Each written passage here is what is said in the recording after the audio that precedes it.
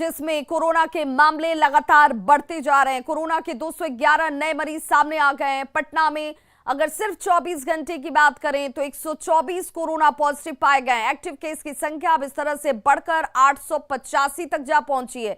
यानी लगातार कोरोना का विस्फोट जो है और मामले लगातार बढ़ते हुए एहतियात और सावधानी की जरूरत है। कोरोना प्रोटोकॉल के पालन करने की जरूरत है।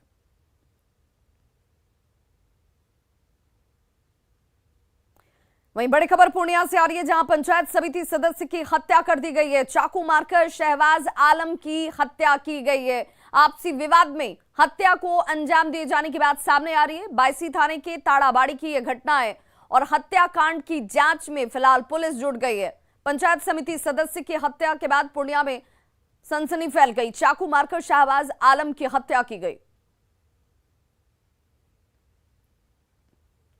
आरा की वीर कुंवर सिंह यूनिवर्सिटी का विवादों से गहरा नाता रहा है। एक बार फिर से विश्वविद्यालय विवादों में घिर गया है। ताजा मामला विश्वविद्यालय के भोजपुरी विभाग से जुड़ा हुआ है, जहां भोजपुरी विभाग के विभागाध्यक्ष की ओर से टॉयलेट, बाथरूम और क्लासरूम की सफाई का वीडियो जमकर वायरल हो रहा है। भोजपुरी विभाग के विभागाध्यक्ष प्रोफेसर दिवाकर पांडे के साफ सफाई का यह वीडियो सोशल मीडिया पर वायरल होने के बाद से विश्वविद्यालय प्रशासन में खलबली मच गई। दरअसल भोजपुरी विभाग का टॉयलेट साफ कर रहे प्रोफेसर दिवाकर पांडे खुद के वायरल वीडियो के बाबत विश्वविद्यालय प्रबंधन पर आरोप लगाते हैं। मैनेजमेंट ने 1.5 महीने पहले भोजपुरी विभाग में कार्यरत स्वीपर पंकज कुमार को भोजपुरी विभाग से हटाकर प्रशासनिक विभाग में क्लर्क के पद पर मौखिक आदेश से नियुक्त कर दिया, लेकिन उसके हटने के 1.5 महीने के बाद भी अब तक विभाग में नए स्वीपर की बहाली नहीं की गई। उसी के विरोध के तहत उन्होंने टॉयलेट की साफ सफाई की। अच्छा, ये वीडियो वायरल हो रहा है, ये हमको नहीं मालूम है, लेकिन ये मालूम है कि इधर बंदी चल रही है और हम लोगों को रोज़ आना है। हम लोग विभागाध्यक्ष हैं, तो इधर जब 15-20 दिन पहले की बात है, देखे कि हमारा स्वीपर नहीं आ रहा है, तो हमने पता किया कि भाई कहाँ है। तो पता चला कि DSW ने स्वीपर को बुला लिया है अपने कार्यालय में। तो हम जाकर रजिस्ट्रार से बात किए और हमने कहा कि DSW कार्यालय में स्वीपर की तो कोई आवश्यकता है नहीं, फिर भी चलिए, अगर बुला लिया गया है तो हम ज़्यादा उस पचड़े में नहीं जाना चाहते हैं, हमको एक स्वीपर दे दिया जाए ताकि साफ़ सफाई होती रहे। तो उन्होंने कहा कि ठीक है, आपको स्वीपर आपके यहाँ भेज दिया जाएगा। 15 दिन से ऊपर बीत गए, अभी तक नहीं आए। हमारे विभाग में नहीं बल्कि अधिक परिषद और PRO डिपार्टमेंट में, चूँकि वह उच्च शिक्षा प्राप्त एक ऐसा युवक कर्मचारी है और जो स्वीपर का काम करता था, उसने अपनी प्रतिभा के आधार पर अपना क्वालिफिकेशन बहुत ऊपर किया और वह हाईली क्वालिफाइड है, MA पास आउट है, PhD में इनरोल्ड है और वह शोध छात्र है।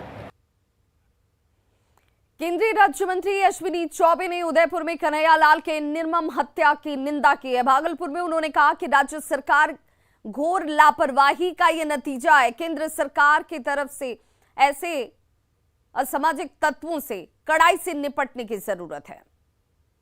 मुझे लगता है जो भी घटना हुई है अत्यंत दुर्भाग्यपूर्ण है और इस प्रकार से मुझे लगता है कि ऐसे अराजकतावादी तत्व जो आतंक फैलाने का प्रयास कर रहा है, उनके मंसूबे को किसी हालत में पूरा नहीं होने दिया जाएगा और हर तरह से शांति और अमन चैन की व्यवस्था हो। तो पुलिस प्रशासन का वो मांग कर रहा था, लेकिन राजस्थान सरकार ने उसको मुहैया नहीं कराई, जिसके कारण इतनी बड़ी हादसा घटी हुई है। ये सचमुच में हृदय विदारक है। कैमूर में जमीन विवाद को लेकर दो पक्ष आपस में ही भिड़ गए और इस दौरान जमकर लाठी और डंडे चलाए गए। जब महिलाएं बीच बचाव करने के लिए पहुंची तो उन पर भी हमला कर दिया गया।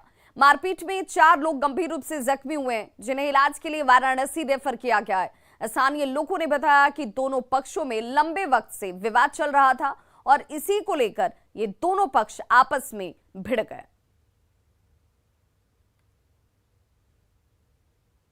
तो देखिए कैसे हाथ में लाठी डंडों के साथ एक दूसरे के ऊपर प्रहार किया जा रहा है। बीच बचाव करती एक महिला आपको जरूर नजर आ रही होगी। लेकिन कोई भी मानने को तैयार नहीं है। नेपाल की तराई में लगातार हो रही बारिश से किशनगंज के कुछ इलाकों में बाढ़ के जैसे हालात पैदा हो रहे हैं। टेढ़ागाछ प्रखंड के निचले इलाके में लोगों के घरों में पानी घुस गया है। खेत खलियान पूरी तरह से डूब चुके हैं। सड़कों पर पानी चढ़ा हुआ है। कई जगहों पर चचरी पुल भी ध्वस्त हो चुका है। नाव के सहारे लोग अब जिंदगी बचाने में जुटे हुए हैं। पानी में डूबे घरों से लोग किसी तरह अपने सामानों को सुरक्षित ठिकानों पर ले जाने की कोशिश करते आपको नजर आ रहे होंगे। रेतवा नदी के कटाव से कई घर विलीन हो चुके हैं, जल समाधि ले चुके हैं। लोगों का यह आरोप है कि हालात का जायजा लेने आए सीओ यहां से घूमकर चले गए, लेकिन कोई प्रशासनिक मदद उनकी तरफ से अब तक नहीं की गई है। लोग सामाजिक सहयोग से कटाव रोधी काम में लगे हुए हैं। यहाँ अब तक 5-6 दिन पहले 5-6 घर नदी में विलीन हो गया। विलीन होने के बाद प्रशासन आया, निरीक्षण करके सीओ साहब गए। अब तक कोई कार्य नहीं हो पाया, जो कि नदी का जल स्तर बढ़ने से आज नदी का कटान खूब तेजी से हो रहा है। अभी इतना भीषण बाढ़ के चपेट में पड़े हुए हैं। यहाँ के ग्रामीण अपने बचाव के लिए बांस इकट्ठा करके रोकथाम को बहुत ज़्यादा काबू में लेके आए, लेकिन इससे कोई बचाव की संभावना नहीं है। किशनगंज के ठाकुरगंज में भी कटाव से लोग अब दहशत में हैं। खारूदा पंचायत के गोगरिया में एक मस्जिद का एक बड़ा हिस्सा ध्वस्त होकर नदी में देखिए कैसे समा जाता है। ये मस्जिद का एक हिस्सा है जो कुछ क्षणों में ही नदी में विलीन हो गया। इलाके में सैकड़ों एकड़ खेत जो है वो पहले से ही नदी में समा चुकी है। कई घर और मंदिर भी नदी में जल समाधि ले चुके हैं और ऐसे में हर दिन लोग कटाव की दहशत से जी रहे हैं। जनप्रतिनिधि पर समय रहते कटाव निरोधी काम नहीं करने का आरोप ग्रामीणों की तरफ से लगाया जा रहा है।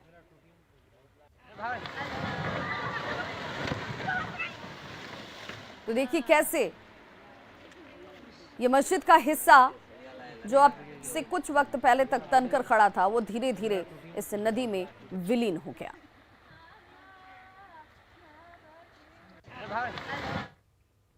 औरंगाबाद महिला की मौत से गुस्साए परिजनों ने जमकर हंगामा किया और निजी नर्सिंग होम में जमकर तोड़फोड़ कर दी गई। नाराज परिजनों ने मृतक के शव के साथ फेसर औरंगाबाद रोड को जाम कर दिया और डॉक्टर पर लापरवाही का आरोप लगाकर उसकी गिरफ्तारी की मांग की जा रही है, जिसकी वजह से मौके पर अफरा तफरी मच गई। सड़क पर गाड़ियों की आवाजाही प्रभावित हुई।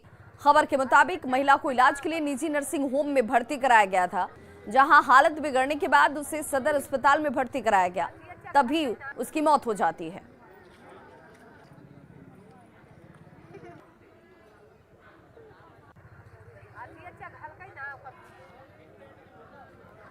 जमुई में शिक्षा के साथ साथ समाज में लड़कियां अव्वल हों, इसके लिए जिले के डीएम अवनीश कुमार सिंह ने बड़ी पहल की है। पढ़ेगा जमुई बढ़ेगा जमुई के नारे के साथ डीएम खुद स्कूलों में जाकर छात्राओं के साथ सीधा संवाद कर रहे हैं, ताकि ग्रामीण इलाके के स्कूलों में पढ़ रही लड़कियों की छिपी हुई प्रतिभा सामने आ पाए और सामाजिक बुराइयों के खिलाफ आवाज उठा सकें।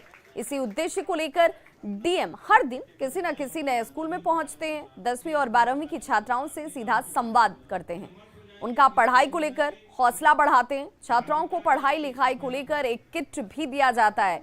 डीएम की इस पहल से जो छात्राएं हैं वो भी बेहद खुश हैं।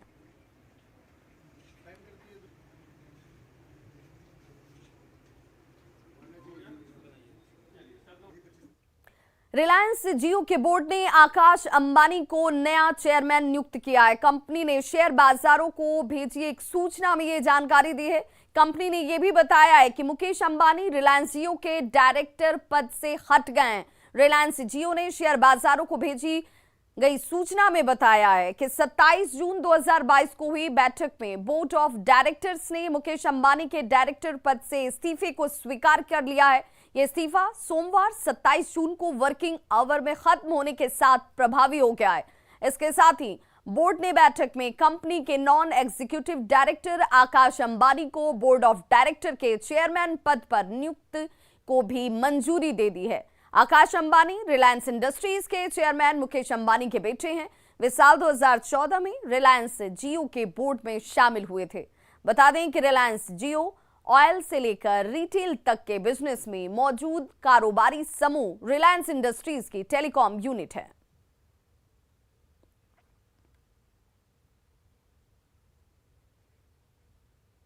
तो खबरों का सिलसिला लगातार जारी, आप देखते रहिए न्यूज़ 18 बिहार झारखंड। यहां खबरों का सिलसिला कभी नहीं थमता।